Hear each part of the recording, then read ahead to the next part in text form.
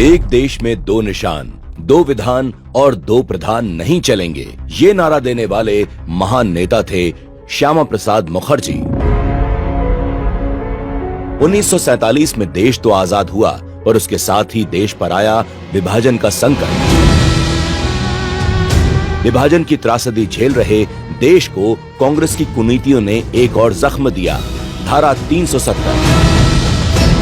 कहने को तो इस अनुच्छेद के तहत कश्मीर को एक विशेष दर्जा दिया गया, पर असल में यह अनुच्छेद वो जहर था जिसे भारत की एकता और संप्रभुता को धीरे धीरे नष्ट करने के इरादे से कश्मीर में बोया गया था।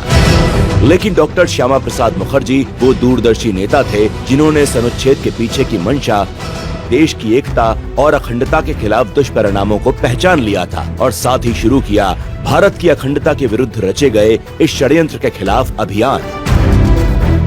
अनुच्छेद 370 को हटाने का बिगुल डॉक्टर श्यामा प्रसाद मुखर्जी जी ने आज से 70 साल पहले पंजाब के माधोपुर गांव से फूंका था। अपने इसी संकल्प को पूरा करने के लिए डॉक्टर श्यामा प्रसाद मुखर्जी 1953 में जम्मू कश्मीर की यात्रा पर निकले थे।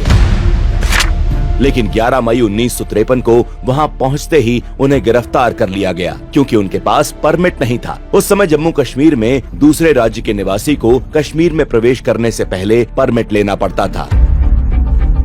मुखर्जी को 11 मई 1953 को कश्मीर में गिरफ्तार कर लिया गया और नजरबंद कर उन पर अत्याचार किया गया। इस दौरान उनकी स्वास्थ्य स्थिति बिगड़ गई और 23 जून 1953 को उन्होंने श्रीनगर में रहस्यमयी परिस्थितियों में अंतिम सांस ली।